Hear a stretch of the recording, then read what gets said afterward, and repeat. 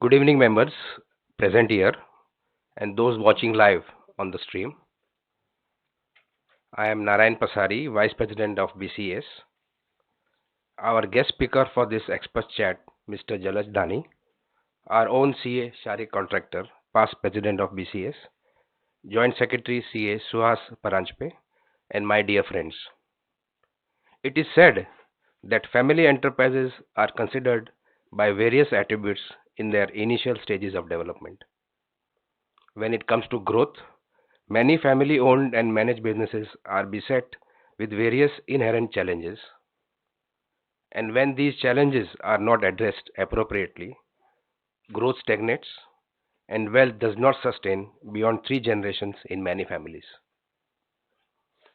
But to sustain and grow businesses in a dynamic business environment, professionalization of management is needed, and the change is evolutionary with various stages of the business leading to organization transformation, which also facilitates a sound succession planning. With professionalization of management, family businesses are restructuring organizationally to enable growth. Effective governance structures are implemented to optimize resource utilization and promote profitable growth. It is also said that India's many successful family enterprises embraced professionalization of management early in their evolution, which includes the Tatas, Wipro, Ranbaxy, Piramal, Kirloskar, Torrent, Videocon, among others. Asian Paints is also one of those. Among their top management are many chartered accountants. In today's fireside chat, effective professionalization of family business management, business opportunities and challenges, we are happy to have with us Mr. Jalaj Dani, who is the President of Supply Chain, HR and Chemicals of Asian Paints Limited. Earlier, Mr. Dani served as the President of Human Resources, International and Chemicals. Mr. Dani was also the President of International Business Unit at Asian Paints Limited and managed the international operations of Asian Paints that spans across 24 countries. Mr. Dani holds a master's degree in chemical engineering from Massachusetts Institute of Technology and a bachelor's degree in chemical engineering from the University of Wisconsin, USA. He has attended the advanced management program conducted by INSEAD France. Mr. Dani serves as a director in several international subsidiaries of Asian Paints Limited, as well as several Indian companies. He is associated with various chambers of commerce in India and abroad. He serves as the chairman of Western region of the Indian Paints Association and a member of the Young Presidents Organization, USA. CA Shariq Contractor will conduct the fireside today. CA Shariq is the past president of the society and a senior partner of CNK and Associates LLP. Before I request Shariq to take over the proceedings, may I request our senior member of the society, Mr. Bharat Chavotia, to present a memento to our guest of the evening.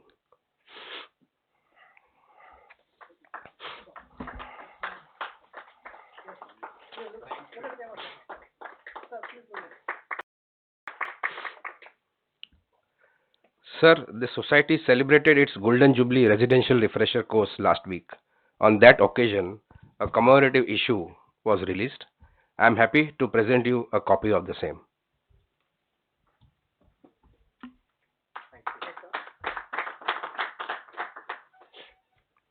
I also request Suhas to present a memento to CA Shariq Contractor.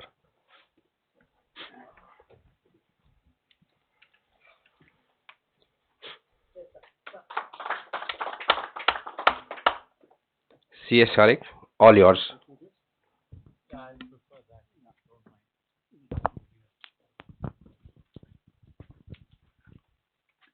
So if you want, you can come in the front. I think there is a lot of place in the front. Let's just get closer.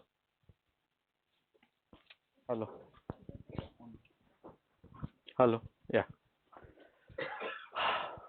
Okay. Thank you. Thank you, Narayan. You just mentioned, he mentioned in his talk that family firms perhaps don't survive over 3 generations. Let me begin with that topic to begin with. I was just doing some research, and I think Raju gave me some information about that the oldest family managed firm is in Japan, which was founded in 18, and has survived for 46 generations. Now, how did it manage to survive? I'm told that the family consciously maintains only one head of the family. So there's just one head of the family, and every time the person retires, he appoints his successor, and the successor then takes over, and it is only one successor who is called the Zengoro, and he manages the firm. Often it may so happen that the owner manager appoints a successor, a Zengoro, and he may not be from the family. I'm using the word he deliberately because it was from 718. And then the daughter of the owner manager marries that Zengoro, and therefore the family remains. And this is a kind of a concept which has worked. Maybe now it would be choosing a right woman and the son marrying the girl because the woman is a competent person to run the business. So this has worked, and that's a tradition that has worked and survived for 46 generations. But today, of course, we are here to discuss how do you manage the challenges, the opportunities of a family managed firm? How do you balance the issue about maintaining control of the family at the same time professionalizing the firm? Asian Paint being a prime example where they've managed it so beautifully. Very often to us, family managed firm connotes small, mid-sized companies with local focus, with the usual familiar squabbling over succession and stuff like that. This is true maybe for a lot of pop and mom shops or pop and mom establishments. But one must not forget that a huge contribution that family managed firms make in the business world.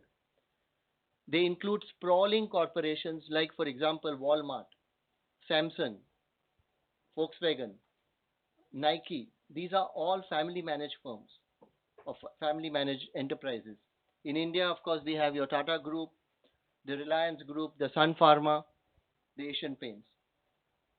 More than, and this is a very interesting statistics that I read, and at least it was an eye opener for me.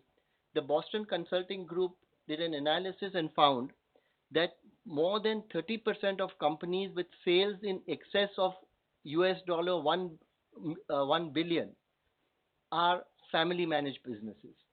30% of the companies who have more than US dollar 1 billion turnover are family managed companies, and that's a huge number. And yet very little is known about how family firms are managed. We don't know them. Some analysis say that family firms do better in the long run than other businesses. Some analysis say the other way around. So there is very little data available as to how family firms are managed, how they are different, and so on.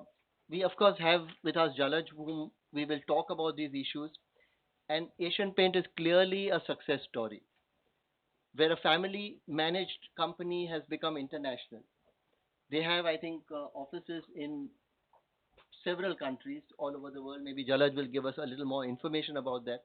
But if stock market is an index to judge how well a family firm has performed or how Asian Paints in particular has performed, my office just told me that if you invested 1,000 rupees in a Nifty index stock, it would have become today about 9,500.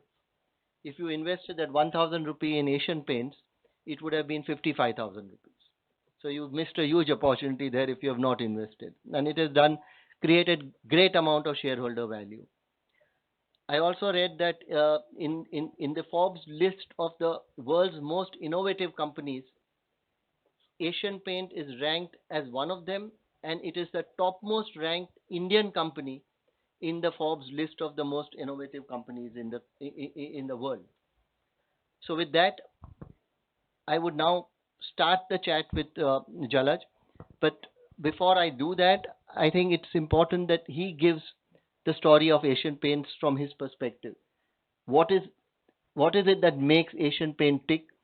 What is it that makes it grow? How have you managed this conflict of ownership and professionalizing the firm? So, first of all, a very good evening to all of you. I was trying to avoid Bharat Bhai for a long time, but finally he spoke to Ashwin Bhai Dhani, who's my dad, and I got instructions to show up here. So he knew how to manage that. It becomes important in family business. So that's why I'm here.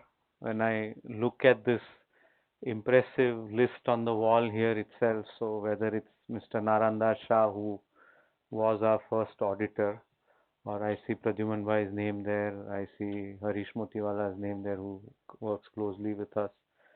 Many other names actually that I read here. So uh, I think this is a great institution. I think all of you have built over a period of time. So thanks for the privilege of having me here today. It's nothing more than that, but just a big privilege for me and an honor. Uh, we just heard about third generation and what happens. So my first qualifier is I'm third generation. So am So I, Jalaj. so time will tell what will happen. I've been involved in various capacities for about 20 to 23 years in Asian Paints. And I remember when I joined the company, the market capitalization used to be less than 1,000 crores. And just now the market capitalization is in excess of 90,000 crores. So it's been a very rewarding journey for, I think, all the stakeholders over all these years. And what I want to share with you very quickly is the journey of Asian Paints, and hopefully within that, some of the decisions, some of the trade-offs, I think that individuals and organization has made over all these decades will come out. On 1st of February, which is few days away, we celebrate 75 years of Asian Paints. So that's another big milestone as far as Asian Paints is concerned. So this was a company that was started on 1st of February 1942, and it was started not very far from here in CP Tank, and there was a salesperson in a pharmacy shop. There is this Kothari Hospital here, which is now closed down in this area, as you know. And there was a salesman who used to visit this pharmacy shop and made friends with another individual across the counter from there. That person working in the pharmacy shop was my grandfather. And so there were four of them together at that time who came together and started Asian Paints. So there were just four families or four friends, whatever you would like to call. They started in Mumbai. This was during the Second World War. And I'm dwelling on some of these things because I think family businesses are successful because entrepreneurs sense opportunities, entrepreneurs build on whatever are the gaps in the marketplace fairly quickly.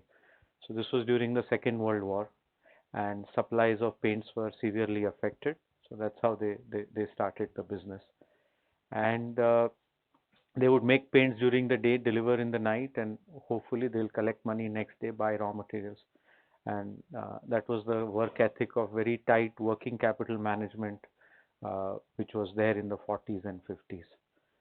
This meant that they wouldn't extend a lot of credit.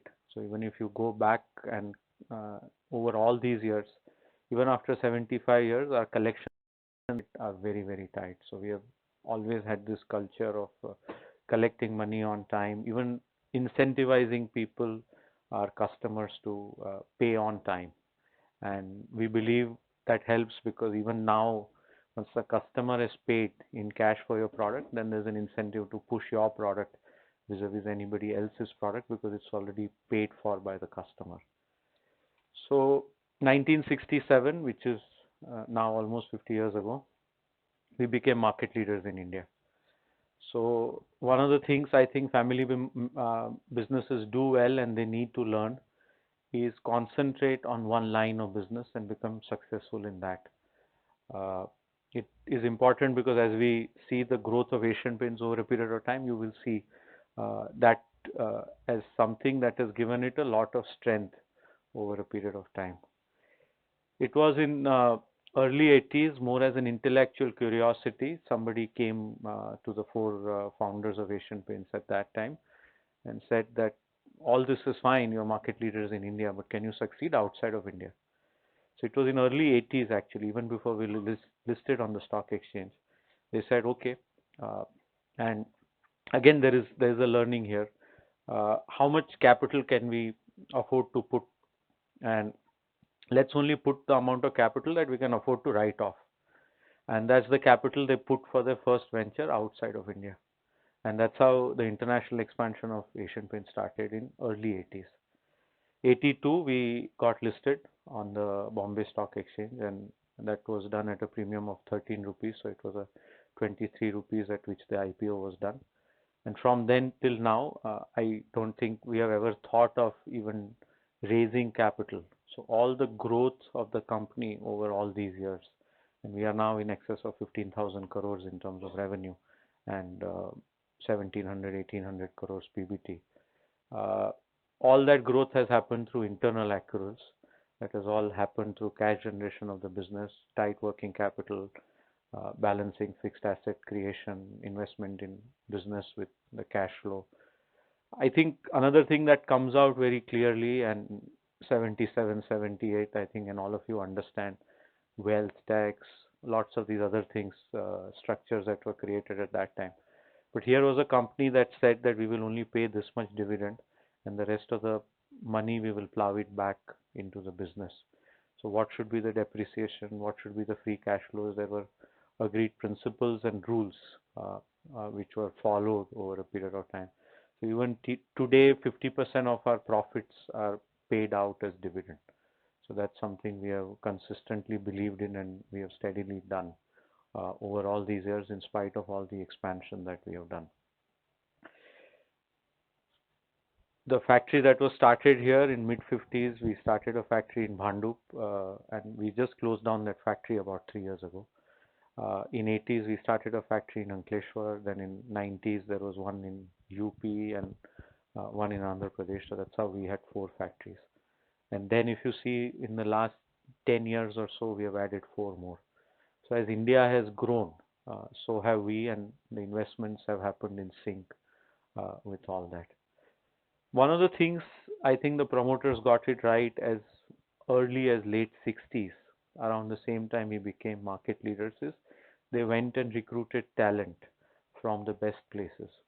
So whether it was going to the IIMs, which was something that was pretty new at that time, going to the IITs, going to UICT, or at that time it was called UDCT, where there was a course on oil and paint technology.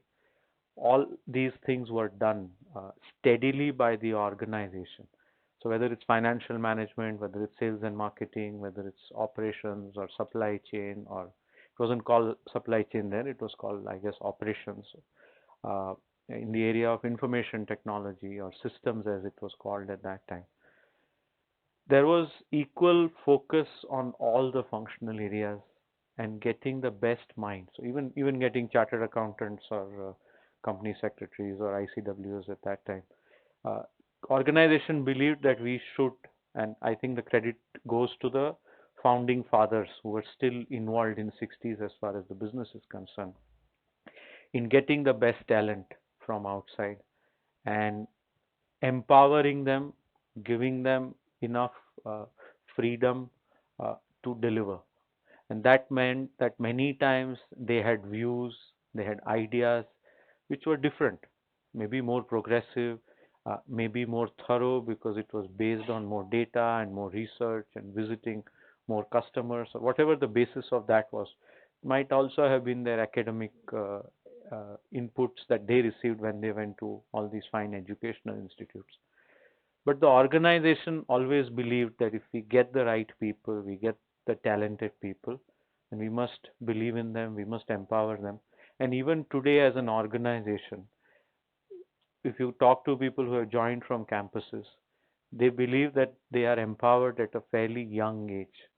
Within 1 or 2 years, they are heading sales depots, they are taking responsibilities on shop floors, they are doing work, whether it's purchase, whether it's technology, IT, finance, marketing, whichever areas it is. So there's a lot of empowerment, there's a lot of hiring the right talent. So getting the best talent out there. And this has happened decade after decade as far as organization is concerned, and that has helped the organization to differentiate. Also, maybe because there were 4 families, and we became 3 families in 1997 when one family decided to leave, and even today we are 3 families. But there was always this understanding that there is company and then there are shareholders, there are families, there is management, there are different stakeholders. And there was a clear distinction between what was good for the organization. And it was always believed that whatever is good for the organization comes above and before everything else.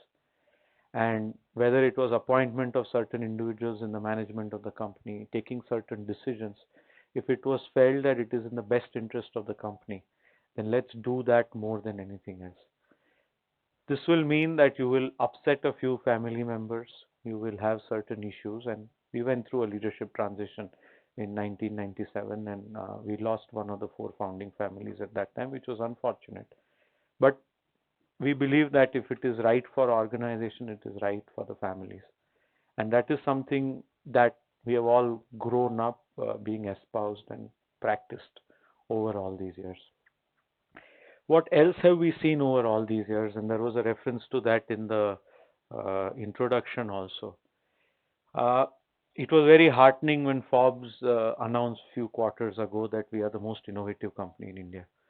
Uh, Saying that we are innovative doesn't make you innovative. It means that you have to take extraordinary risk, whether it's financial risk, whether it's risk in the marketplace with distribution, with branding, with customer connect, with launching of new products and many of these other things. Even in the area of information technology, even in the area of what we do with manufacturing sites, there's innovation happening in all parts of the company.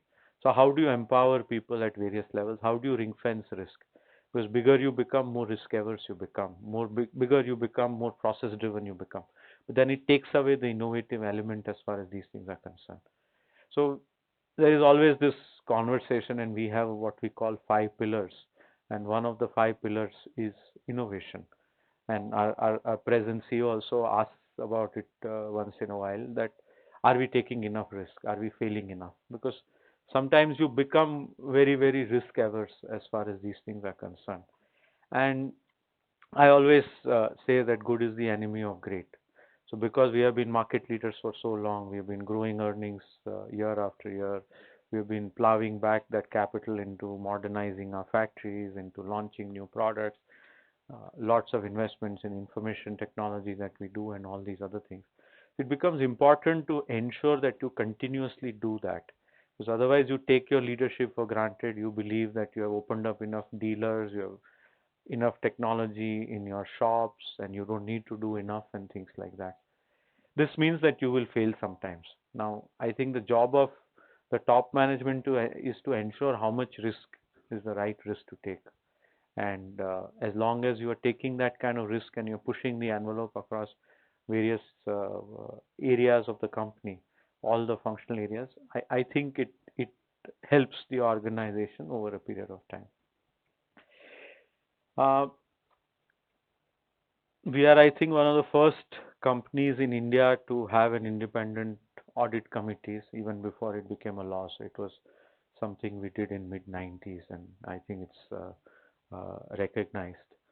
I think it just again shows that the organization has not only believed in what is the law, it's believed that we need to be more compliant than the spirit, the letter, beyond the letter, and getting into the spirit of whatever it is that we want to do. And there has been a continuous investment around that to make sure. It might make us not so competitive in the short term because of certain tax issues, because of certain environment issues, Factories Act issues, Packaging Act issues, or whatever these things. But if we want to grow, we want to empower people, we want to become much larger, then we will like to do things in a certain way, because that's the only way it is sustainable. So we started, as I said, in 80s with the international expansion, and we were there in the islands of South Pacific. Then we went to Nepal over a period of time. We've done more acquisitions. In 2002, we bought a listed company in the Singapore exchange, SGX main board, Berger International. We bought a company in Egypt. Last 2 years, we have bought a company in Ethiopia. We are now doing a greenfield venture in Indonesia. So we have 15 operating subsidiaries where we have manufacturing, and in more than 10 of them, we are actually market leaders today.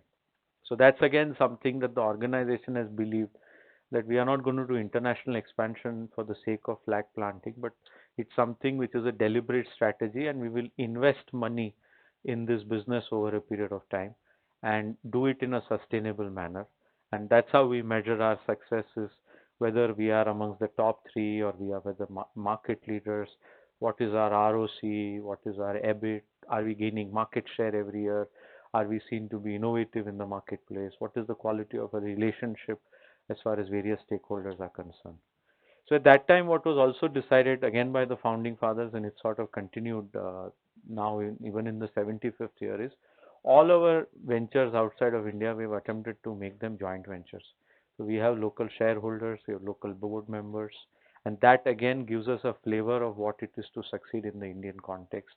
The same way what it is to succeed in all the other markets where we are. Because we believe we succeed because we understand the local markets very, very intimately.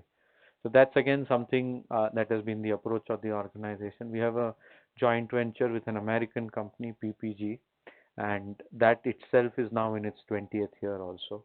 So again, it is very unusual. It's a 50-50 joint venture in the automotive paints, but over a period of time, we have created another 50-50 joint venture, which is in the rest of the industrial paints. And we have this footprint outside of India. Over a period of time, and again, the belief from day one always was that we should be self-sufficient, and that was a clear differentiator as far as the marketplace is concerned. There has been a lot of investment in technology, so whether it's making our own emulsions, making our own resins, making our own colorants, whether it is investing as far as distribution is concerned and opening up the network. So more than 120 odd distribution centers from where we sell to more than 45,000 retailers today on a regular basis. And then we realized in the last year that we need to get into related lines of businesses. So now we have got into waterproofing, we have got into paints, brushes, rollers, we are now into wallpaper. For a company like Asian Paints to get into wallpaper is slightly unusual, but we realize as we talk to the customers that they're looking at least one wall, and I see here in this room also that customers prefer to have all kinds of finishes as far as their walls are concerned. So we said let's attempt that. We have also now got into modular kitchens in the last 2-3 years, into bathroom fittings, so waterproofing and construction chemicals. So the attempt again is to broad base the offerings we have to our retailers.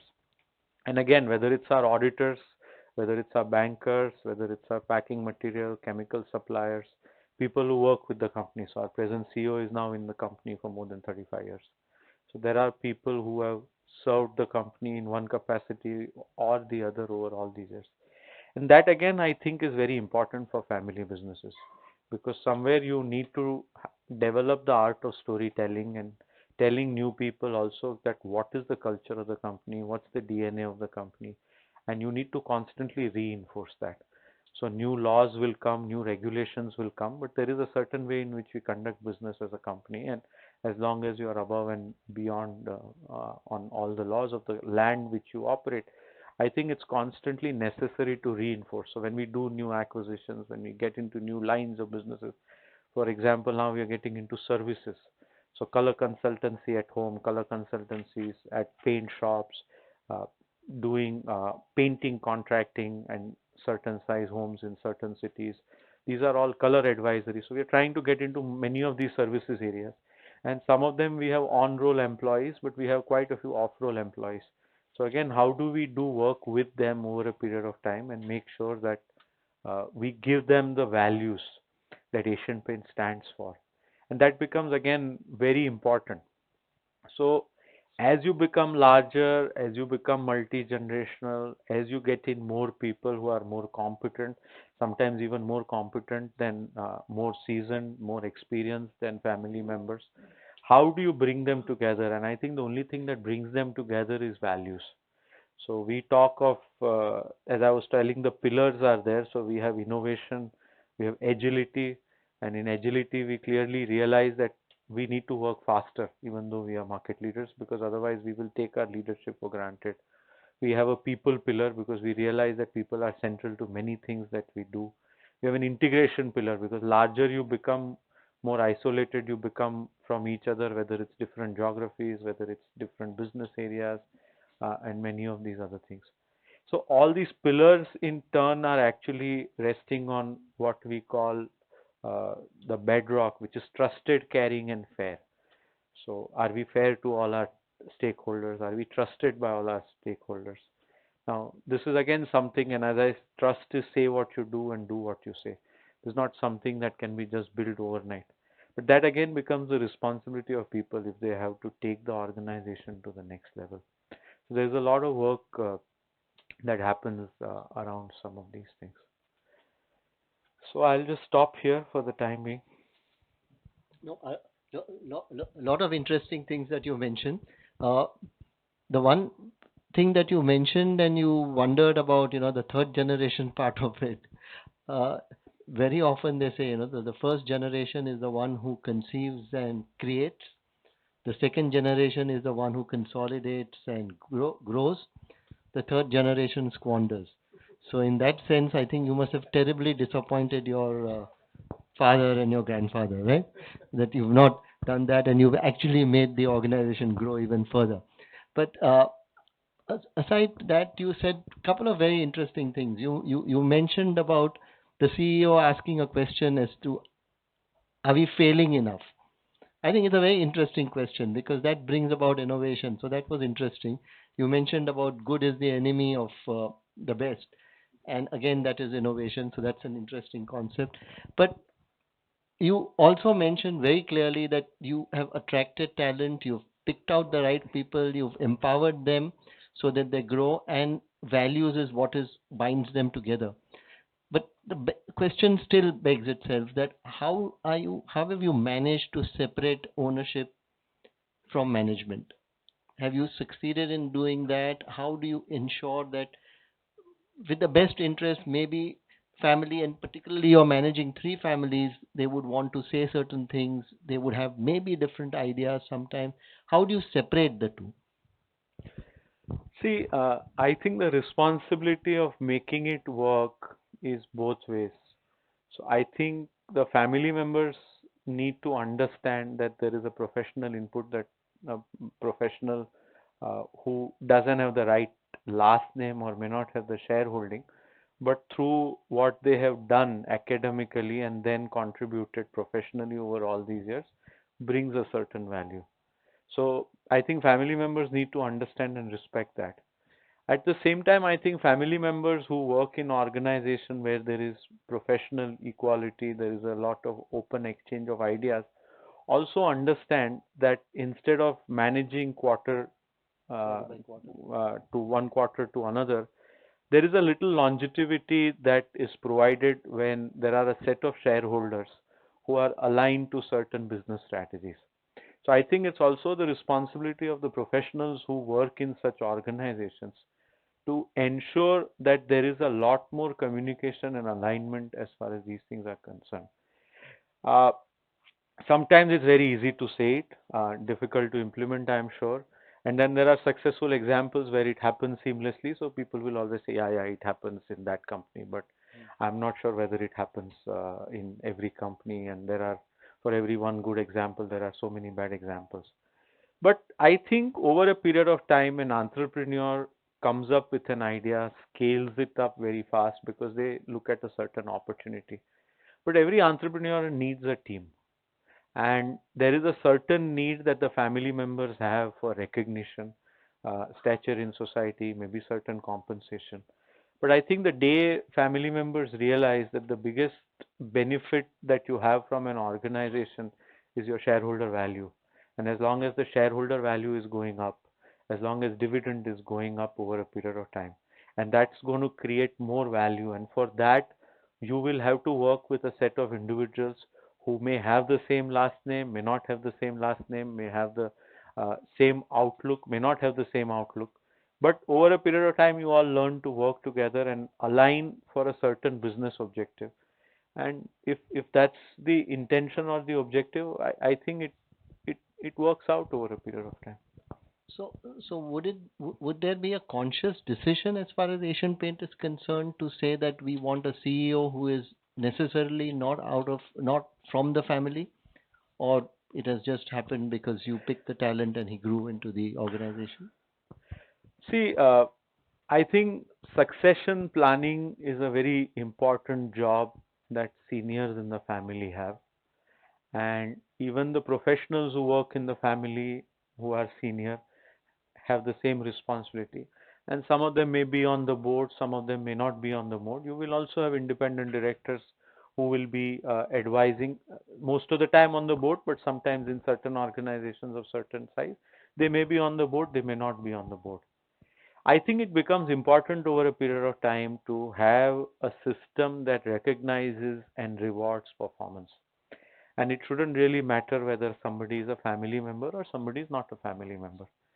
It's difficult to do, but I think if you start practicing it, it becomes a habit over a period of time. When you see it all around, then it's not extremely difficult. There's a lot of value when that happens. So, can you take enough risk? Can you see the future? Can you sense business opportunities? Can you have the execution capability to implement what are the business plans that you have drawn?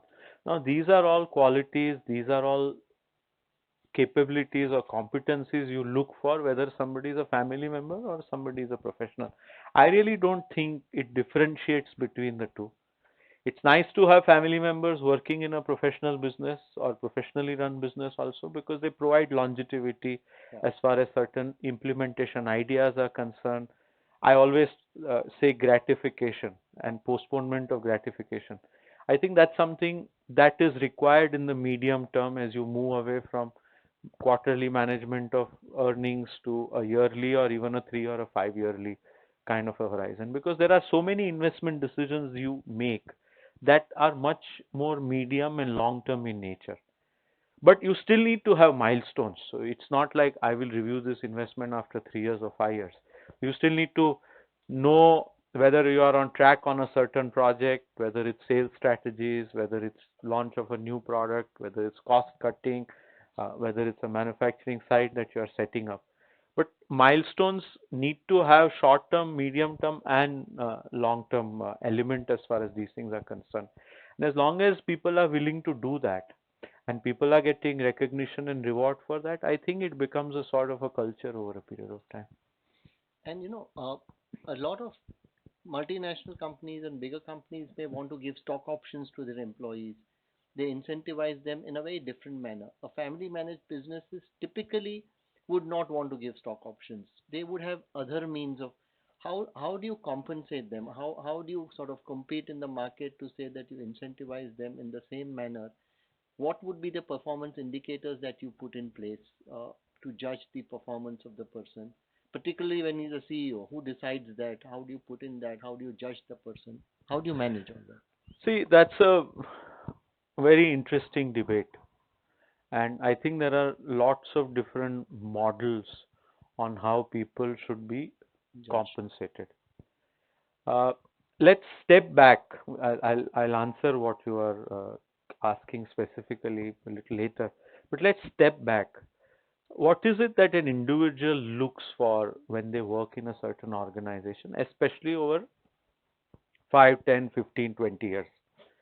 One is they will ask that question whether I'm enriched professionally, whether I'm getting inputs from the organization or from the professionals or family members who are working with me on a regular basis, because everybody wants to grow. Second is, do I get an opportunity to contribute to the organization? Now, if my ideas are good, do I get to pilot them? Do I get to test them? Do I need approvals over a period of time to scale them up? That's, I think, the second thing. The third is the element of recognition and rewards. Now, I think all three of these are equally important, and I think engagement has become a very big word as far as HR community is concerned. But what is it that engagement stands for? Engagement always says that an employee joins the organization but leaves the boss. So now I think it's our responsibility, whether we are family members or professionals, as bosses, to make sure that the interest of our subordinates are protected. Now we don't have to make sure that we only push their case. It is a question of giving them a fair hearing and making sure that there is a process by which across all parts of the company people have say as far as this is concerned. So as long as people are growing, people are learning, people are able to contribute, and they get a fair compensation, I think most people are quite happy. Now, why do multinationals want to, as you are saying, in other countries offer ESOPs and things like that? Is because somewhere they feel that the interest of the senior leadership in those countries will be aligned to the other shareholders in the parent country as far as shareholder value creation is concerned. But is shareholder value creation for 1 month? Is it for 3 months? Is it for 1 year, 3 years, or 5 years? I think how these programs are designed, how the vesting periods are, how they can cash out of these things actually determines how they will create this kind of shareholder value. So as long as you're providing them inputs professionally, as long as they are getting and giving both to the organization and they get a fair compensation, and within that there is an element that there are years that the organization has done well, there are years that an individual has contributed or a work group has contributed, and a fair compensation is paid out. I think most people are quite happy. And as long as you do this consistently, with what happens with many organizations is this is the flavor of the month. So let's do this for the next 1 or 2 years when times are good. Now times are bad. Let's do this. As long as you do it consistently and you walk the talk, and that goes back to what I was saying: trusted, caring, and fair. I think most people see through this that this is a medium term, not so good news or good news, but they are looking at the long term. And as long as that happens, I think the business interests of all the stakeholders are aligned. Yeah. So again, would you therefore say that family-run businesses generally tend to look at a longer perspective and not at a three-monthly reporting, and incentivize the employees also that way? Because I was reading a couple of articles and all that, and that very clearly brought out that one, it sort of agreed with what you are mentioning right now, that family-run businesses don't necessarily just pay higher to the employees; they create a value, they incentivize them in different manners, they sort of empower them in different manners, and therefore they retain them. But now I'm going to the other question of, generally, is the ethos and the culture and the focus different? Because you're a family managed business, you look at the second generation and therefore generally take a longer term perspective than a non family managed business, which would, the CEO driven, would always look at 3 months performance and look at the incentive. See, there is no easy answer as far as these things are concerned, because if you look at the Indian corporate world or even outside of India, there are all kinds of examples. I think as long as people are sensible about their investment decisions, and I know sensible is a very heavy word, but as long as people are willing to do that on a sustained basis, whether there is one large shareholder or a set of large shareholders who control shareholding, or it's a very dispersed shareholding, I think the same thing can be done over a period of time. So there are some very fine multinational organizations, like I would say a HDFC or a Unilever, which you see for decades, or some of the other banking organizations like ICICI or many others who have done that on a sustained basis. And then there are family businesses who have got it right, done it years after year, and then there are many who have not got it right. So I really don't think there is a right or a wrong answer as far as some of these things are concerned.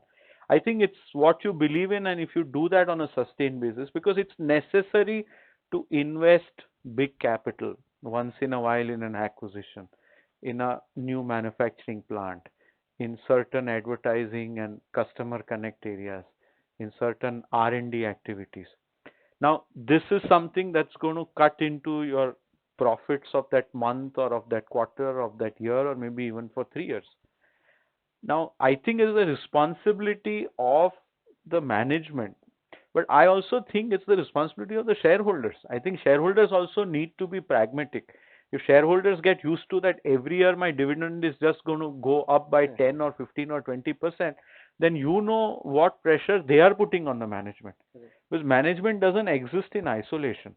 So that is why a realistic conversation between a shareholder and a management also is pivotal. And without that, I really don't think this balance can be. So it's always easy to talk down on a management and say you are short term. But they are short term because they have a set of shareholders who want them to be short term. If there are a set of shareholders who say I want you to be medium term or long term, then I think you've found the right balance, and you will find all kinds of organizations. So you've seen a Reliance, or just now Sun Pharma was mentioned, or Piramal were mentioned, or some of these companies that were mentioned in the introduction. So these are all organizations over decades have, on a sustained basis, taken risks but also looked at how to optimize their investments and get returns. So you have to strike a balance between long term, medium term, and short term. So it's very naive to think that everything we will do in the long term, because as they say, in long term you are dead. So you can't wait for the long term. You can't do everything for the short term also, because there are certain activities, there are certain things that you need to do on a sustained basis in the medium and the long term. Yeah. The reason I asked the question was that one is the shareholders. They sometimes or very often would look at long-term returns, maybe. The employees themselves are incentivized based on their performance on a 3-month basis. So it creates a kind of a dilemma. It is in their self-interest to sort of promote.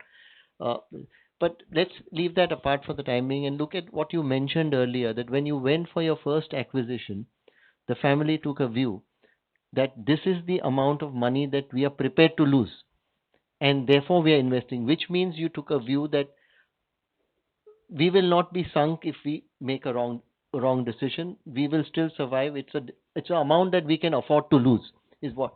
Now that's a pragmatic view. That's also a view which is sort of mm, taking the risk that I can digest, so to say. Then I just want to stop. I Yeah. don't know. I know you are getting somewhere, but see, I see it as two things. I wasn't involved when this was done, but when I heard it first time, I have seen it as two things. One is how much can I afford to lose? So maybe you will say 5% of my net worth, 20% of my net worth, 50%, and everybody has very different Different. ability and capacity to take risk.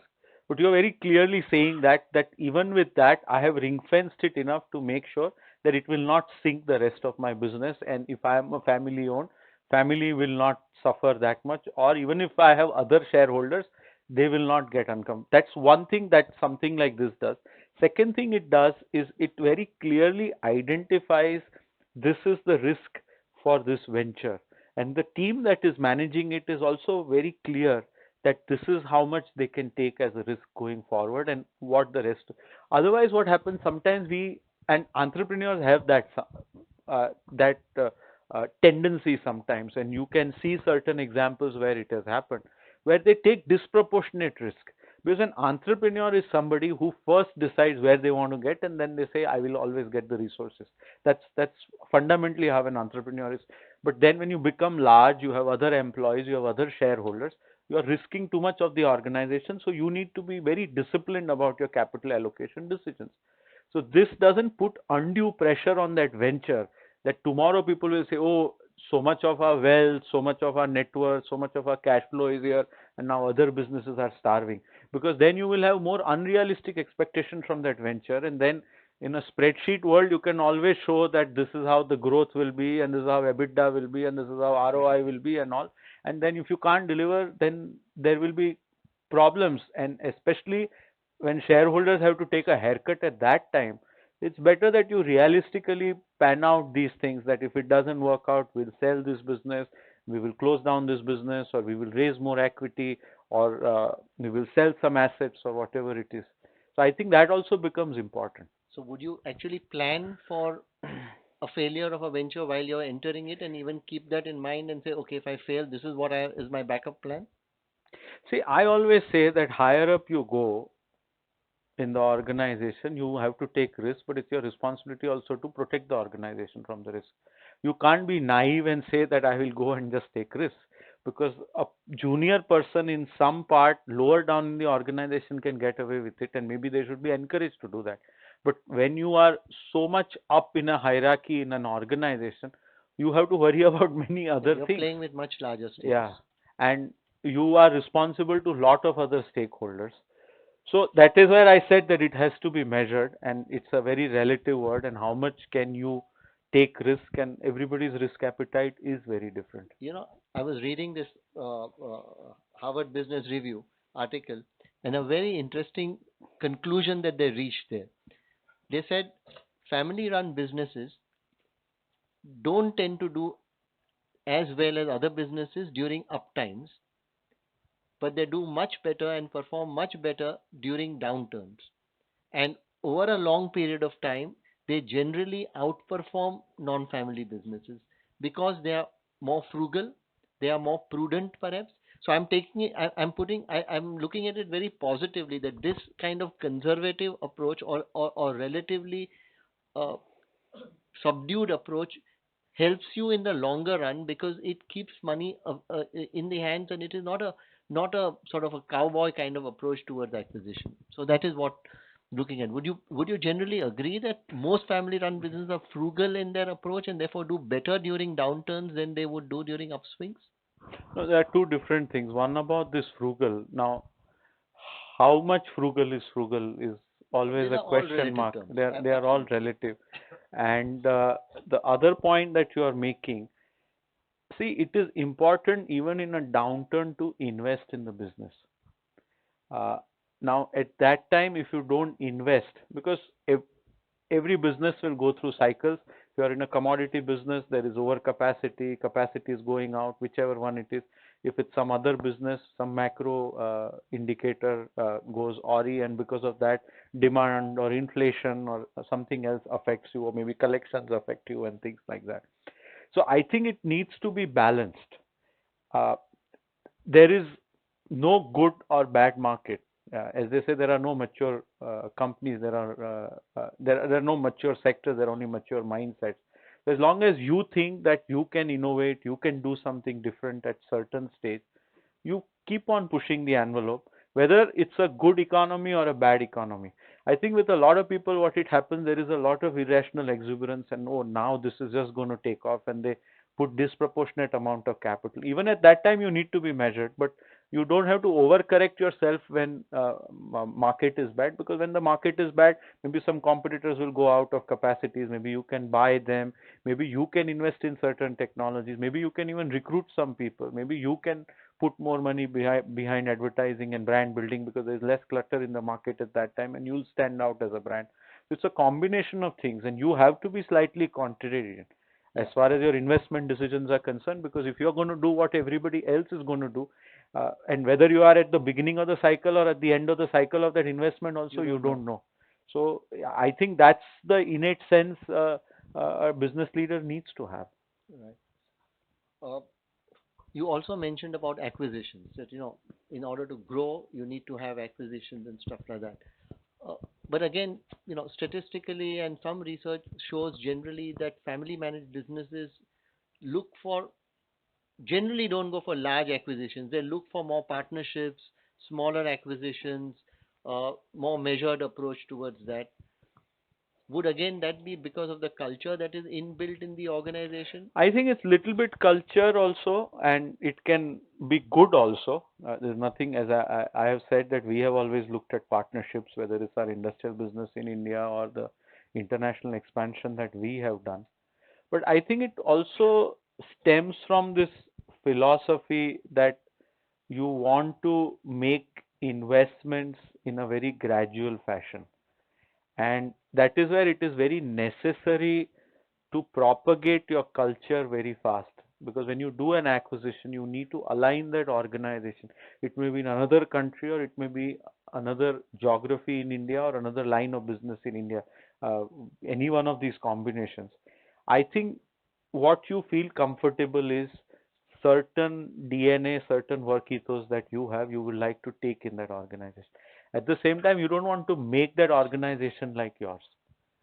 So you can't, as we say in our company, you can't paint it with the same brush, because maybe the sector is different. So in a kitchen business, our competition is different, the customer requirement is different. So if you go to a new geography, the credit that is given, the way promotions are run in the marketplace, the availability of raw material, the working conditions in the factory can be very different. But what is it? What is core to Asian Paints, and what is it that we stand for? Now that needs to be identified and defined very sharply, and everything else we are willing to learn as we go into a new geography, new line of business. As long as you are able to do that and you are able to do that on a repeated basis, it's easy. Other is most of the acquisitions are sold on the premise that you are buying a company, and like I get offers every day that you are at a PE of 50 and you buy a company that's a PE of 10, and then tomorrow that company will also become 50, and that's how you'll create shareholder value. Now I think that's very naive, because you can't use equity to grow your business, because then the shareholder value will not get You could created. very easily have a reverse position that you No, can. and that's exactly right, Sharik bhai, that the reverse can happen, and that P can rub off on your company, and it can happen many times. And as we say in Gujarati, and another chartered accountant who advises me says कि भाई सुखनो जीव दुखमा नहीं नाखવાનો. So that's what it is. So you have to be very careful as far as these things are concerned. So I think a disciplined approach, because oh, I can just issue more equity and I can buy a business, then you can justify any valuation. Now that doesn't create sustainable shareholder value, and that's, I think, one of the reasons acquisitions are not pursued with that vigor. But at the same time, I think organization has to grow, has to take risks, whether it's in a functional area or the overall business. Otherwise, you will stagnate. Otherwise, you will not grow as an organization. And that's, I think, the responsibility of the top management to be dissatisfied with status quo and continuously push the envelope. And as I was saying, are we taking too much risk? Are we failing enough? Are we not failing enough? Is, I think, a question, I think a responsibility. And entrepreneur, when they started organizations, always did that. So even when you become large and you become professional, you still need to do that, because the competitors out there are going to have some of these qualities. As professionals, most of us are very conservative in our approach. We've trained. I remember a story that I witnessed as a child. My grandfather was advising a person. I was a child and I was there with watching him. I must have been about 10 or 12 or 13 maybe. And somebody came and he said, "This is my business plan, and what do you think?" And my grandfather pointed out all kinds of problems. This is the problem you'll have. That is the problem you'll have. This everything was incorrect. Everything was going to be a difficulty. Everything was bad. So after the client went, I asked him that, Dada, if you say this, he will never do the business. And my grandfather gave me an answer to say that, no, I have to completely scare him. Everything is wrong. If despite that he has the courage to go ahead, then he will succeed in business. But that's an extreme view, and now I think we are all trained to say you have to look at businesses from a business perspective and not be so conservative, and we actually try to do that. Before I carry on with more questions, and I have a lot of questions and some very interesting one, but if anybody from the audience wants to raise a question on something that has been discussed so far, let's not raise a completely new topic because we'll come to that little later. Yeah.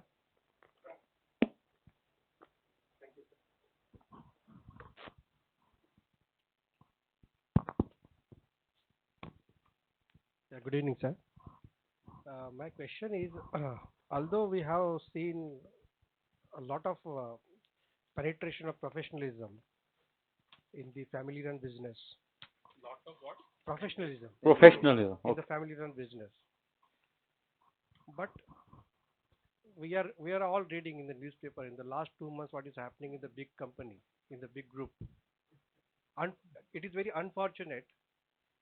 The company which is having 150, over 150 years of existence, it's a very large company, but still we have it seems like a black dot in a corporate culture of the Indian economy.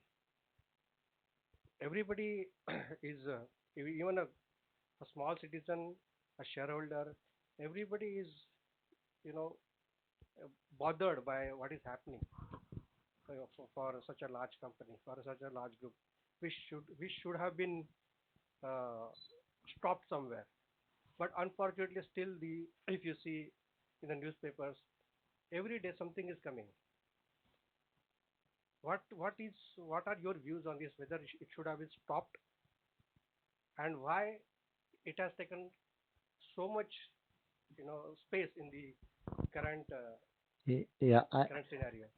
in fact, I must tell you that when I was chatting with him informally, he mentioned that we can talk for 2 hours only on this issue, and there would not be enough time. But I We guess will have it's a very valid short point, answer. and I think it's on top of everybody's mind, and maybe you can relate to it. We know everything that is there in the public domain, but maybe you can give us some insight, because surely this has come out in the open, and it's very unfortunate because it was an iconic brand that we are dealing with. But surely all businesses, all family-owned businesses, to an extent, face this dilemma. There must be family pulls and pushes. There must be issues where a family member genuinely believes this is what I want to do, and the other people don't. So how does this, and particularly the separation of management and ownership? No, What is your take? I think it's a fair question. I said that earlier also, that leadership transitions is the most difficult thing in any corporate entity. So even in a professional organization, when there are leadership changes, you will hear that a set of people have moved out because they are uncomfortable with reporting or certain practices that were done in the past or what the new leader wants. I think it's all our responsibilities, and I think all groups will go through this at some stage or the other. Well you prepare for leadership transitions. So there is the ownership, uh, and ownership has a say as far as these things are concerned, And and depending on it must perhaps have.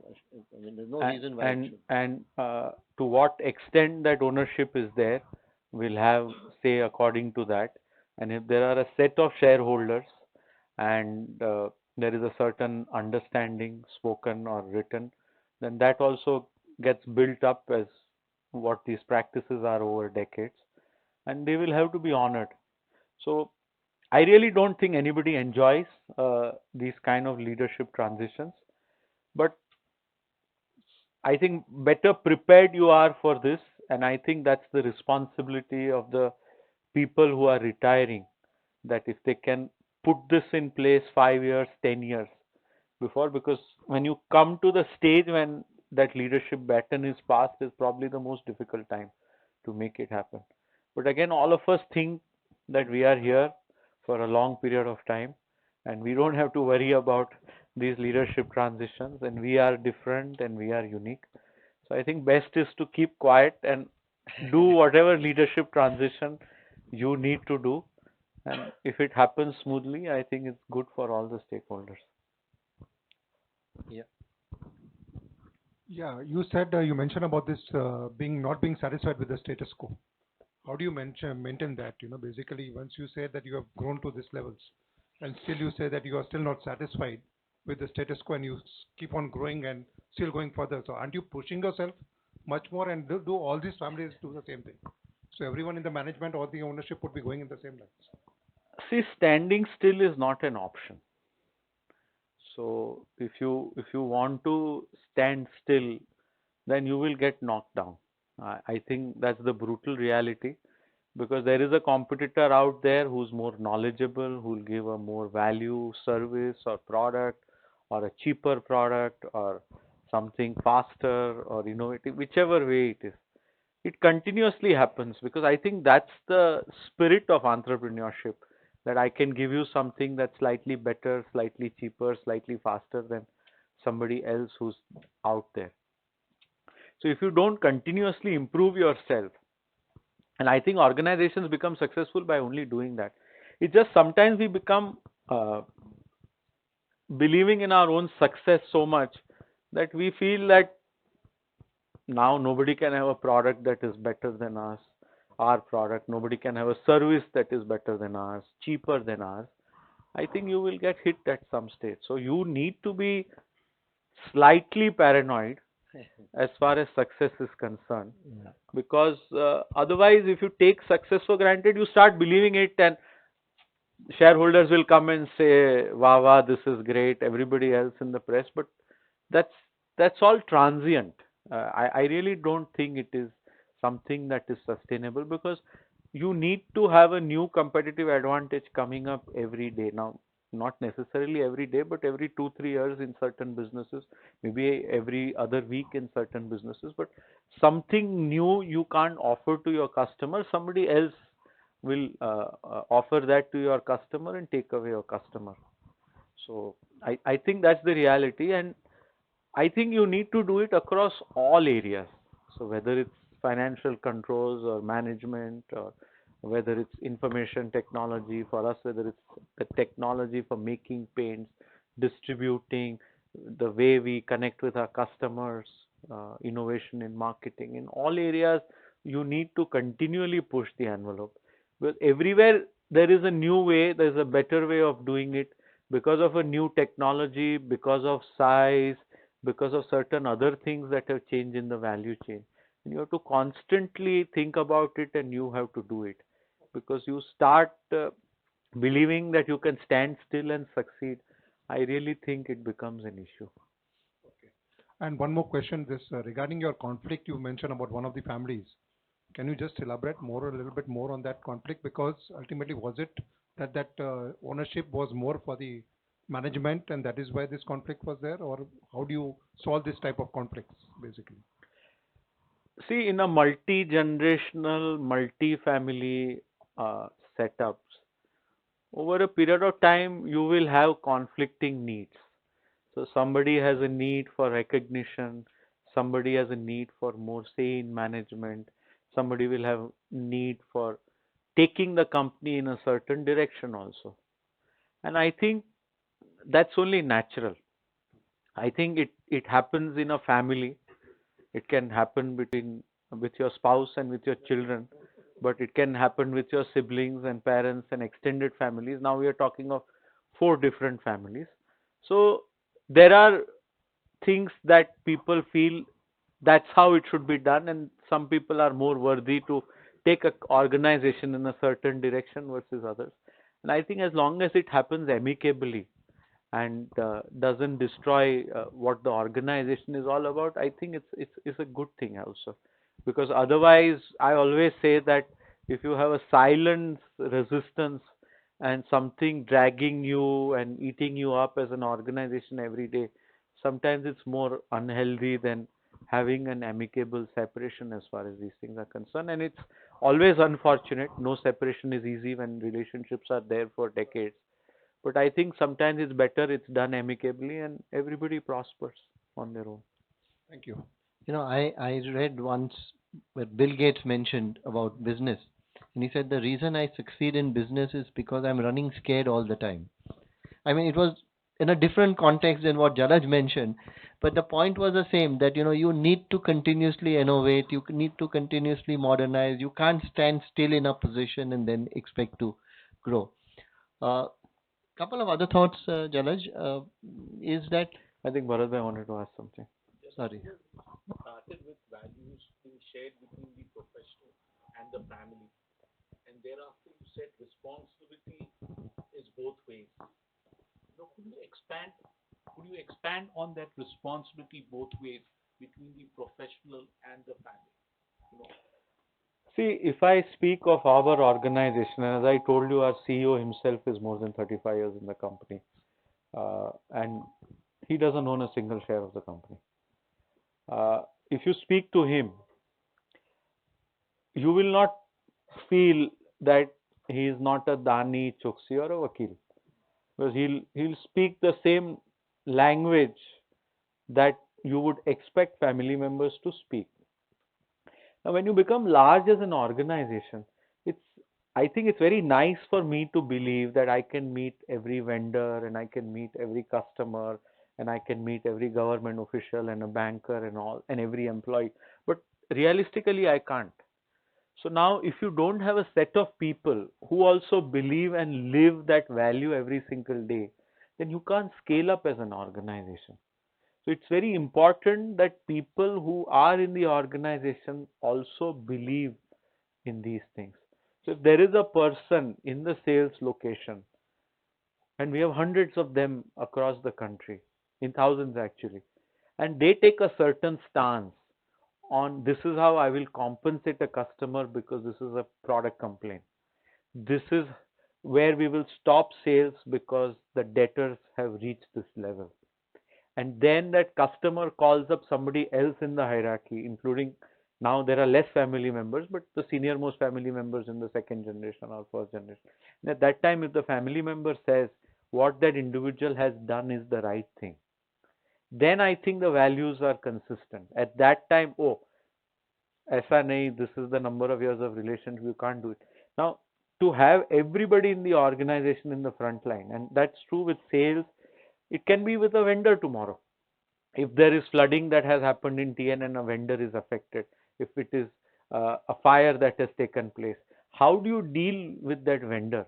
So there are a certain values that you have, and I think it becomes important as an organization to live that, embody that at various levels.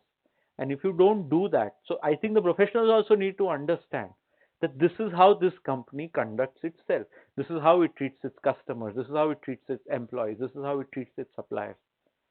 And the family members also need to understand that it can't be taken based on a certain friendship or a relationship or a certain other things in the equation.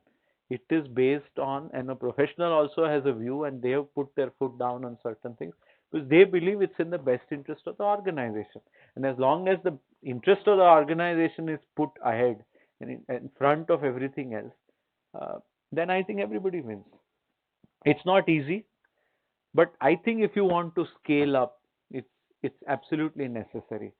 My first boss in the company, and I'm sure you knew him. He's no longer there, but was a lawyer by training. And there were only two sentences, and he was the one who started the international business, and I took over from him. And two things he used to say. He used to say, failure is not an option. So whenever anybody was sent abroad, that was the instruction, that we have so much faith in you and you have selected the right person. But after that, failure is not an option. So you'll go out there and do whatever is required. The second he used to say is empower those people in those locations. So they don't call up here and say, what is the price at which I should buy titanium dioxide, which is our biggest raw material, or what credit I should give to the customer. Because if you have doubts about the ability of these individuals to do it, then let's not send them there. Because you always used to give this army example that you will sit at some place, but out there in the outpost, if the people are not empowered and they are looking back every time for instructions, they're going to get shot. Basically, you're going to lose in business, and that you cannot afford to do. So investing enough in this, and I think one of the reasons we have been able to do that is because we have stayed in one line of business and in one geography for a long period of time. So it has sort of become the culture of the organization. This is how we do retail sales, this is how we do project sales, this is how we design products, this is how we have controls on inventory or whatever these things that we are working on. But it becomes important that there is no dissonance. And I honestly think it has nothing to do with a family member or a professional. I think any team needs to be aligned and needs to speak the same language, because if different family members are going to start speaking different things, they're going to have a different view on a business strategy, then I don't think you're going to succeed in the marketplace. And then there are other people who are going to take advantage of something like this, which is again something that's not very healthy.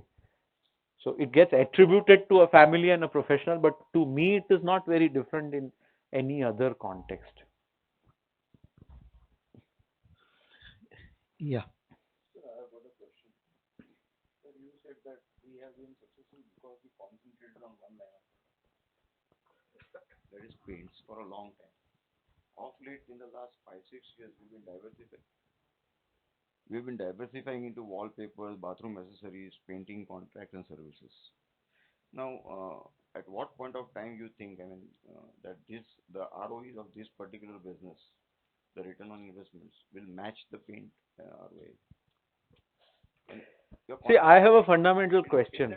Should it match? Why should it match? Because I can compare the ROE of that business to the other competitors in that business. If the competitors in that business are, let's say, delivering 20% ROE, then the question that I should ask that team is, can you deliver 20% ROE? Can you deliver to me what kind of market position in how many years? And for that, what kind of financial capital or human resource you need. It's very tempting for me to sit in a business which delivers a 50% ROE and then say, now let's have every business delivering it, because honestly, Asian Paints was created over 74 years. It's not something that has been created overnight. But if I believe that in the next 5 or 10 or 15 years, and you have to be dispassionate about it. So again, as I said, I can't be saying after 15 years I'll get there. But let's agree on a plan that in first year you will do this, second year you will do this, this is your market position, this is your overheads per unit that you sell, this is your sales team, whichever one of these things, how are you differentiating in the marketplace, whichever of these parameters you agree on, as long as these measurements you are honest to on a sustained basis, I think it's quite okay. Also, doing all these activities, we decided to do all these activities because it will protect our core business, which is the home improvement larger category and our paint retailers. As long as it helps us to build that brand, to build that experience, it doesn't take away from that brand and the experience, and that can't be measured. That's another benefit that we get because our retailers can do some of these things. Then it's a good thing to do. But then we have to honestly measure whether the quality is good, whether the experience is good, whether it's adding the brand or it's subtracting from the brand. And the day it stops adding and starts subtracting, then you have a problem and you need to do a realistic assessment of these things. But in each of this business, do you sense that, I mean, on the horizon, we will make a good business out of it in the next 5 years? If we don't think we will do it, you think we will put our money in it? That's a question which begs itself. And also sometimes it can be, but I need to ask We you. just had our quarterly board meeting today, so it ended at 5 and I've come here, so I can talk of price sensitive information, but we are still in quiet period till tomorrow. But I'm just, why would we want to allocate? See, somewhere I think for a business leader, what is also important is a content ego. I can't be only saying I want to be in this line of business or I want to be in that geography. I used the phrase flag planting earlier, that I'm in 15 countries, oh, let's be in 25. It's nice to say that I'm in 25 countries, but if I don't get technology, if I don't get a raw material advantage, if it doesn't help me to build my brand, certain scale, helps my people to train in different business environments, and somewhere adds to the ROE of the organization, then why am I doing it? I think that's a sensible question. Sometimes we don't ask. I understand in business when we get very passionate about certain things, but that's what you need to ask. And if it's not adding up either to a brand or a customer experience, to our scale of operation and helping us cut down costs or developing better people or control system, then why are we actually in that business?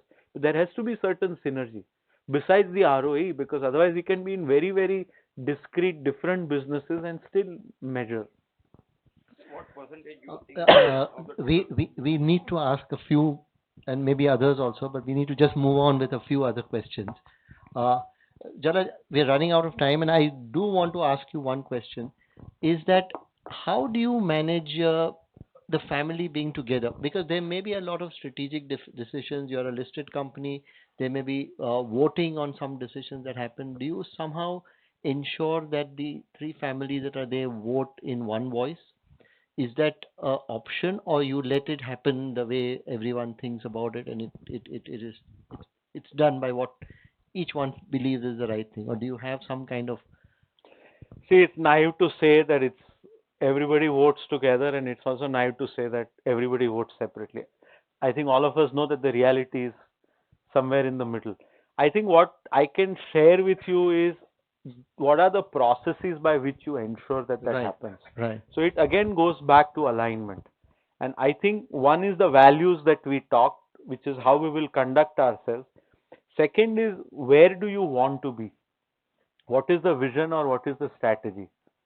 So going back to that example that was just asked, we will get into these lines of businesses, but then when will it be EPS accretive?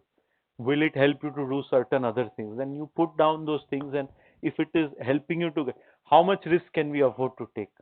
How much dividend we need? How much free cash flow we need? By all this is the organization becoming stronger.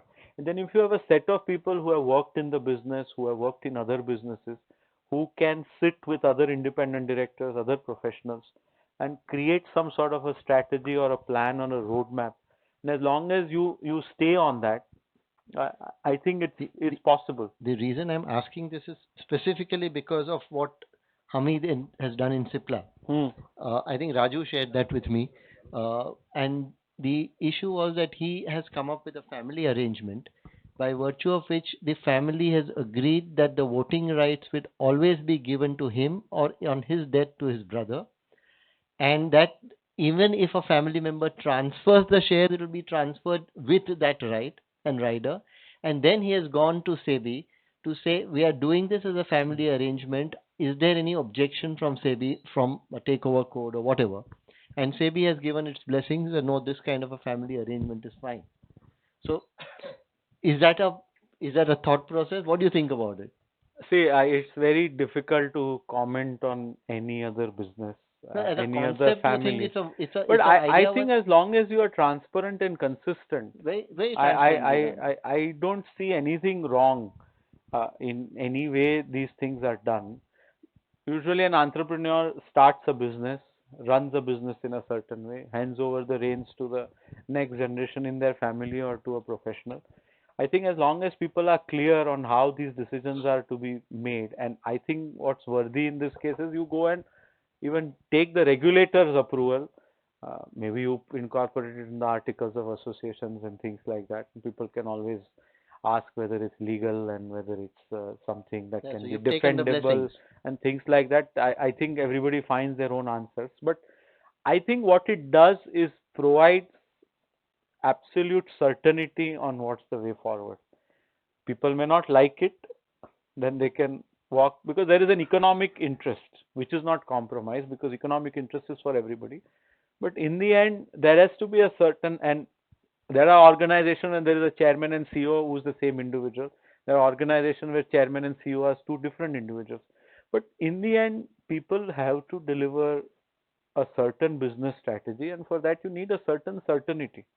You may like it, you may not like it, and I think the individuals who have started these businesses, who have taken these businesses to a certain level, if they think it is in their best organizational interest, one day when they are not there and they institutionalize these things and do it transparently, I think it's only fair. I don't know this arrangement and I cannot comment on it, but I think that's also part of any family arrangement is to realistically jot down what are the challenges as you take various turns on this journey, and you have a plan B for some of these things because you have to do that kind of planning.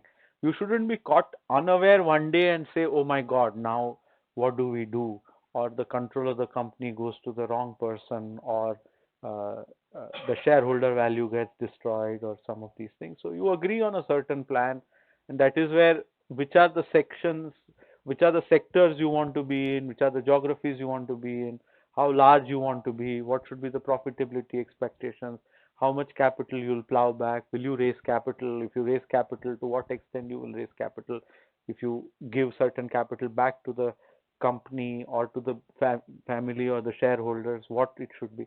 I think certain boundaries will have to be drawn, and as I say, you have to then give freedom within a framework.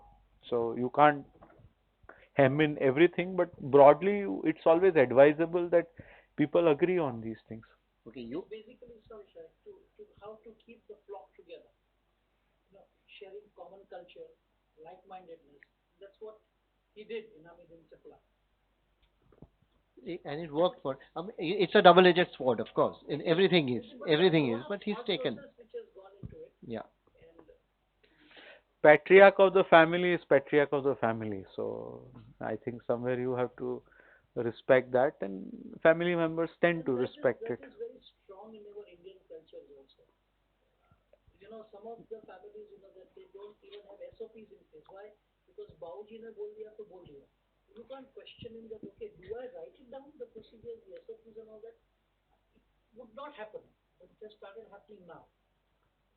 You know, as we round up, there are two questions that I want to ask. One was about this patriarchal system, but before that, you mentioned about the fact that succession can be painful, and in order to reduce the pain, maybe one can plan it.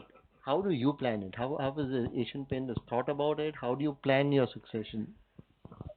See, even And if you mentioned your CEO no, has been no, there for even 35 years. I think it's not easy for any of us. So for an organization, it is only more challenging. It's it's it's never easy. Even when you have one, two, or three children, how you will transfer ownership is never easy. But because it is not easy, it's more important to perhaps plan. I genuinely believe that we all have to plan, but then, as I said, all of us believe that we will have a much more healthy life and control on our faculties longer than we think we will have. And sometimes I think accidents happen and it gets shortened also.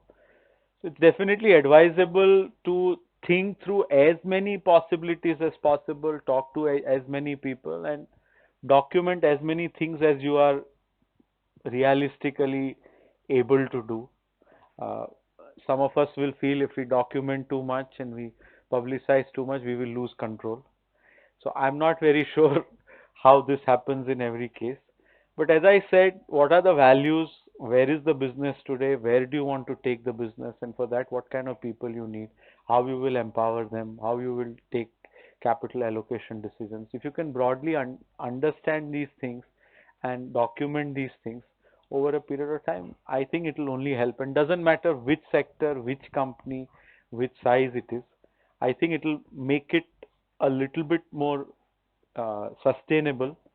There's always an option to sell the business also, and I sometimes think it's better to do that than running a business to ground, because then nobody benefits except the competition. But there are people who fall in love with it and say it's better that it runs to ground than it goes to somebody else. I think these are personal choices that entrepreneurs make, and I don't think entrepreneurs work with a rule book. So they have their own ways in which they take these decisions. So you talked about patriarchal system. I was talking with my partner in office, and she said one question you have to ask is that in a patriarchal society that we live in, how do you manage gender bias, particularly with reference to succession?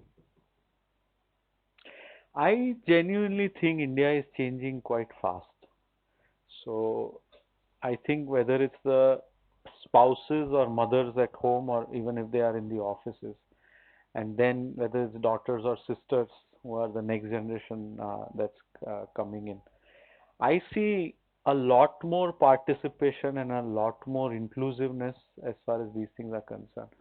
But again, according to me, these are personal decisions. So I think it's very unfair to preach what it should be or what it shouldn't be. I can practice something in my own house, but if there are a set of shareholders who work in a certain way and they worked in a certain way, and as long as it's worked over decades or generations, then maybe we need to change it. Sometimes you succeed in changing it, sometimes you don't succeed in changing it. Again, if it's good for business, if you want to keep shareholders together, if you think there's a value in keeping shareholders together, then you will, over a period of time, have processes that are more inclusive. And if you have processes that are more inclusive, if you bring in very differing voices, it may be daughter-in-laws or son-in-laws, it may be daughters and sons, it may be all kinds of extended families that come in. I think it becomes a lot more sustainable. It has an ability to withstand shocks more, because still some people will walk out because they will have very different needs, and I honestly don't think there is anything wrong in it as long as it's done amicably. Most of us in families become very emotional, and it becomes more nasty than it should. But as long as that happens, I don't, because I think businesses, families are also a reflection of society. So I think society is changing. Everything around us is changing. So we see women doing so much more. We will see in-laws doing so much more. And if we think within that, it makes sense to have certain people together and have their inputs, and it adds value to the organization, adds longer life to the set of shareholders who want to work together. I think you will find answers. But again, there's no easy. I think the person has to be worthy to work in the business. Ownership is a right. I think it's naive to also, Yeah. because there are people who believe ownership is just a right. You are born in a certain family, you are married into a certain family, you will have that right. I think people need to respect that also. But I think people who will lead the business, who will sit on the board, I think you need to have a process by which you filter out and hopefully get people who are more competent than others, and also reward them and recognize them, but also have something for others who are not in that sense management or on the board. As long as you can balance that, I think it will only help everybody over a period of time. Given other things being equal, would you prefer the person at the helm of your business to be from the family or outside the family? Other things being equal. See, honestly, it doesn't matter because I don't even know if I speak for myself what my children want to do. So, organization like ours, which has been inherited, and as I say, we now need to plan for the next 75 years. I think there will be lots of twists and turns. And within that, I've played a role for 20 plus years, and maybe I'll play a role for another 20 plus years. But that's all I will have. It's transient. So I think we have to be realistic about how much influence we can have, how much reach we have as far as these things are concerned. And sometimes there are favorable winds, sometimes there are unfavorable winds. So we can take credit for a lot of things and sometimes blame others or the macro environment for many of these things.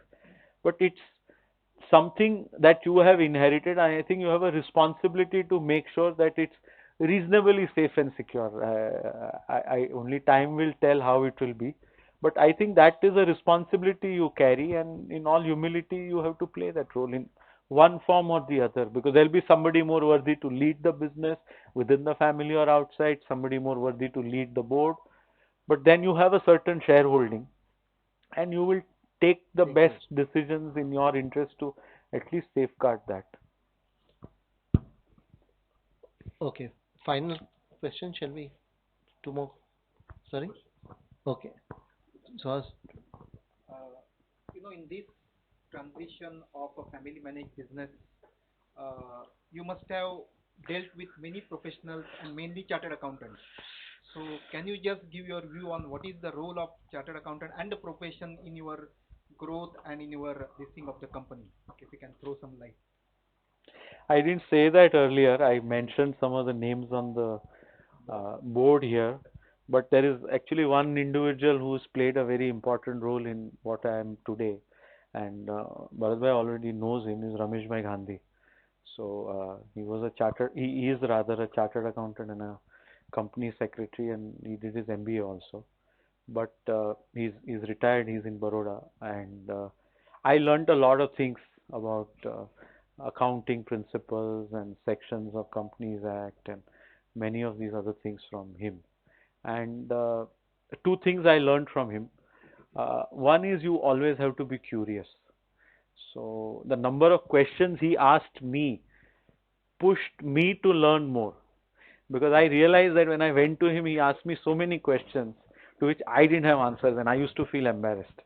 And I had so much capital with me, I had so many responsibilities, and every time I would, even now, if I talk to him, he comes now to Bombay maybe once or twice in a year, but I feel so inadequate and small even today, because he would have thought of something that maybe I have thought of but I have not done, or I have not thought of enough. So I think that sense of curiosity that he brought, and the other quality that he brought, and some of you who would have worked with him, is he would always have a slip with him where he would have written down all the things he needs to follow up. So every time you sit with him, he will start with the first item, second item. So you can't really escape from him and say, nathi thayu, thayun," all that. He would be very, very meticulously doing that as far as these things are concerned. And I learned these two qualities from him, and I think I practice both of them today, and I even make sure that other family members who work with me or professionals who work with me also have this. So that's, I think, one individual that I can clearly think of who has made a big difference in my life. Raman? I have actually two questions, but very brief. The first one is, when the forefathers sort of started, they were really, there must be a huge amount of chemistry also. And now it's not just one family, but it's like three, four families put together. And now you are at the third generation where the families are also sizably large. It's not just four people per se. If you have to sort of tell us one big challenge at your generation that you have successfully overcome, what would that be? In terms of working together and growing together. See, it's never easy to give recognition to all the family members, and all family members will feel that they are equally worthy of contributing. So I must give that credit to the first generation and also to the second generation. They somewhere drew the line and say these individuals can work, these individuals can go to this level in the organization, and these individuals we will find alternate roles for them. And till today, that is something that has been respected by the every generation that has come in. And I think the reason they are able to do that is because they themselves have practiced it. So, as we always say that you do what others do, seeing what they do, and all that kind of stuff. I think there is a lot of that that has happened because as you look back, you can say, oh, there was an opportunity to get more recognition, to get more reward, to pass this opportunity versus this. But you find that people have been committed to a certain code. It's not written, but it's how they conduct themselves, and that has benefited them, their larger families, and also the organization. It's never easy, but I would say that that's something that has happened in a certain way, and that whole emphasis on merit. So doesn't matter what your last name is, if you have a good point and you are taking the responsibility to implement it, I think you can get a lot of resources at your disposal. Is something I've seen or I've heard. I haven't really worked much with the first generation. I've only seen them from a distance. Is something I think they practiced. Just the last question. I mean, I feel really proud that Indians are sort of still there and not selling off, and a lot of Indians do. And we have seen in last 30 years, or especially since liberalization, a lot of people selling off their business for big bucks. I'm sure you too get a lot of offers of that kind. And what is it that sort of keeps these families tied to their business and still, Passionate about that. yeah, and to stay put and let it grow? See, I think the only yardstick you should use on a emotional decision like this, I believe, is are you able to add value to the business? If you think that you are able to add value to the business, you should be around. The day you think you're not adding value to the business, you get somebody else to add value, and there is a way in which you can get people for a certain compensation and a certain culture to come and work with you, or you just say that's the day that if you can't add value, and I think you have to be very realistic. So there are people in 1997 who came and said, I can bet you will sell in the next few years.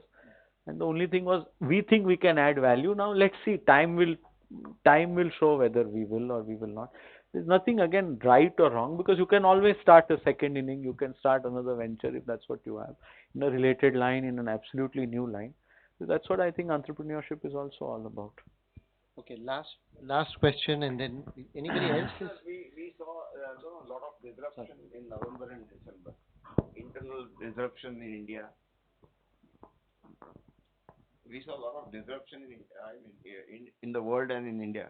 One is the Donald Trump external disruption, Brexit, internal remonetization and demonetization, Tata Group disruptions.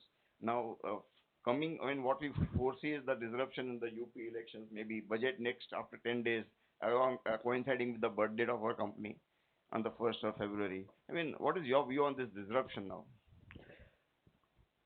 See, How can it affect us positively or negatively? I think disruptions are not going to go away. As they say, you live in a VUCA world, which is very uncertain, which is very volatile, it's challenging, it's ambiguous, whichever way you want to call it. So that's the world we live in. I think the responsibility of the business leaders is to prepare for it. So if how you anticipate risks and how do you minimize risk. I also say every crisis is an opportunity. So within each of this, if you think there is an opportunity to build a competitive advantage which is not replicable for your competition, I think you have done well for the organization, and I think that's the reason we are here. Okay, definitely, absolutely. Last question now. Yeah.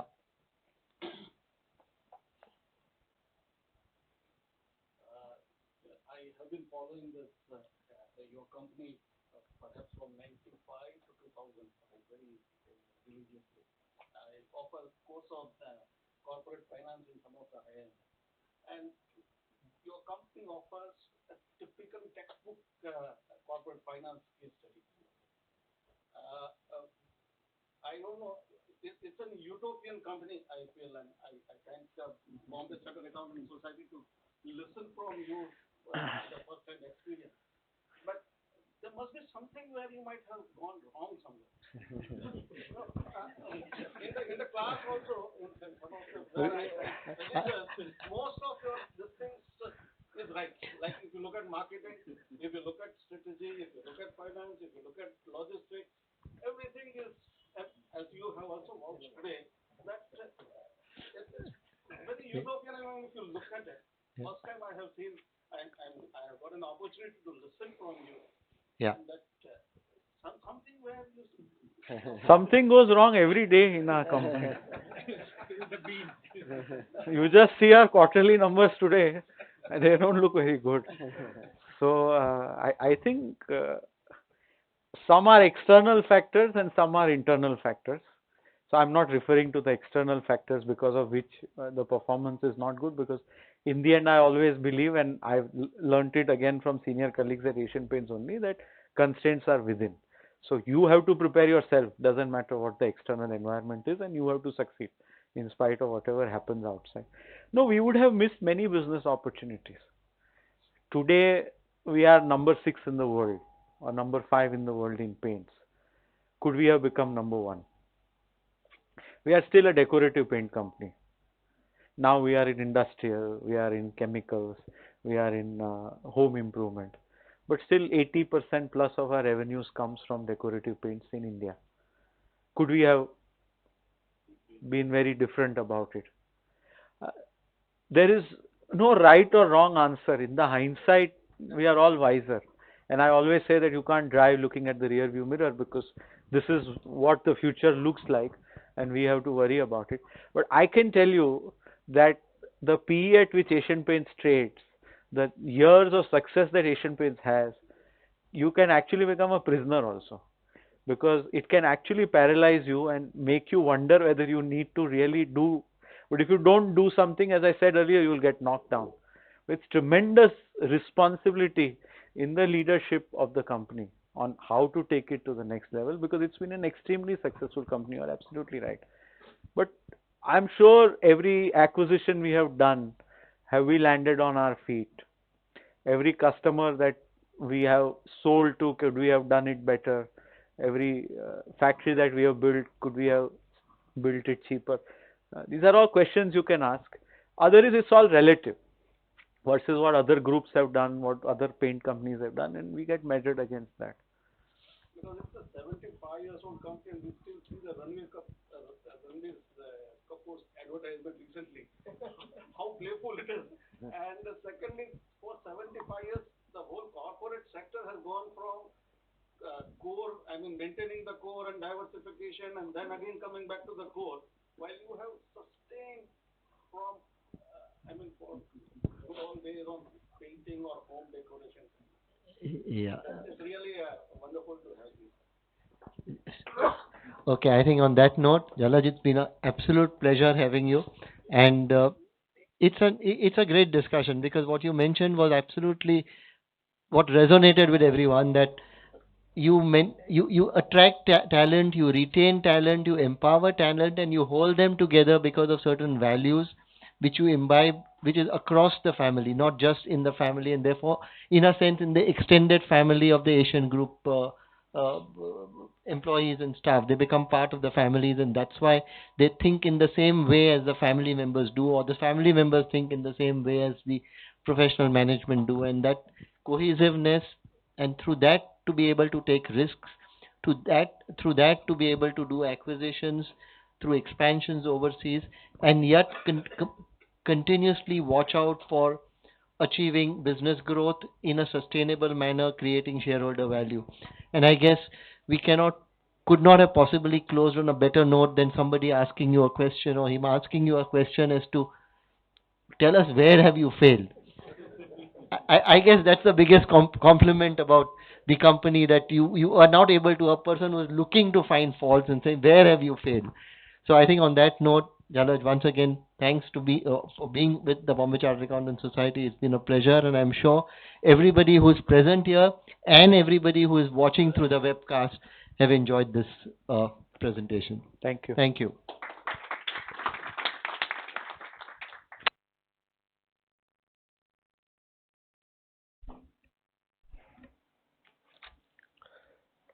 When the society decided to have this fireside chat on a subject which is not audit, not tax, it took a calculated risk. And I'm happy that we mitigated the risk successfully with lots of enrichment for all of us and around 70 people who were with live streaming with us.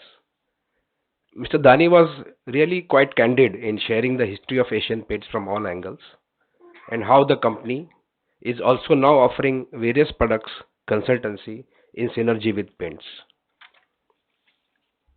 Responsibility works both ways. Every entrepreneur needs a team. Shareholders value need to go up. Can you sense a business opportunity? Attract and retain talent. Management does not exist in isolation. Strike a balance between short term, medium term, and long term. Standing still will knock you out. These were the few of the small one liners which Mr. Dani emphasized on, and we are thankful him for sharing his views with us. We also wish Asian Paints all the best for the Diamond Jubilee year celebrations. Just to summarize the success of Asian Paints between three family managed businesses, the Danis, the Choksis, and the Wakils. The Danis donate their thoughts and deeds, the Choksis keep a vigil always, and the Wakil just in case needed to keep the things right. Before I request Suhas to make a few announcements or propose a vote of thanks, I will hand over the photograph of this session to Mr. Dani and Mr. Contractor.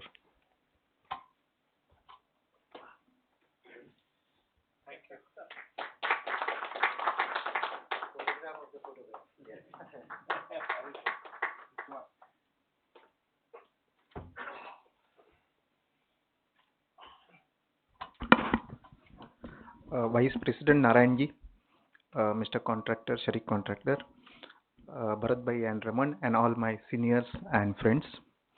One or two important announcements on the programs. On 27th and 28th of January, there is a workshop on mergers and acquisitions at St. Regis Hotel at Lower Parel.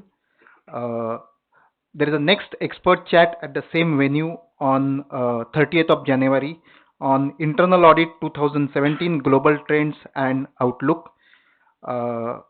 Then there is going to be a lecture meeting on the budget by Mr.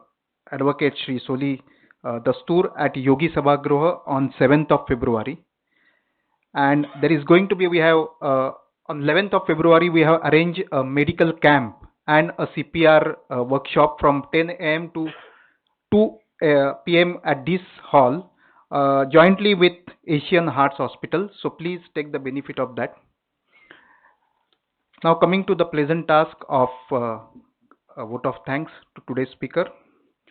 Jalaj Bhai, we congratulate you and all the families involved on completion of 75 years of the Indian multinational, that is Asian Paints, and creating a value for investors from generation to generation. We also wish you the best for the future years to come and maintaining the same level of performance for all the people. You wholeheartedly shared the 360-degree view on the whole concept of management, ownership, and the bifurcation of the two. Plus, you give your views on innovations in operations, in compliances, whatever you do as far as your company is concerned. On the empowerment of the talent, on the organization first principle, on transparency, consistency, sustainability, and long-term perspective in whatever you do. We thank you very much for your time and sharing your wisdom wholeheartedly with all of you. And I please request you to join me in. Uh, I must thank Shariq Bhai. When we approach him for this anchoring this show, in 2 minutes he said yes, and he ignited really a good fire in this chat. So all of us must be complimenting him. And last but not the least, I must thank Bharat Bhai Chowatia, who has managed smartly to bring Jalaj Bhai to this platform for all of us. Thank you very much.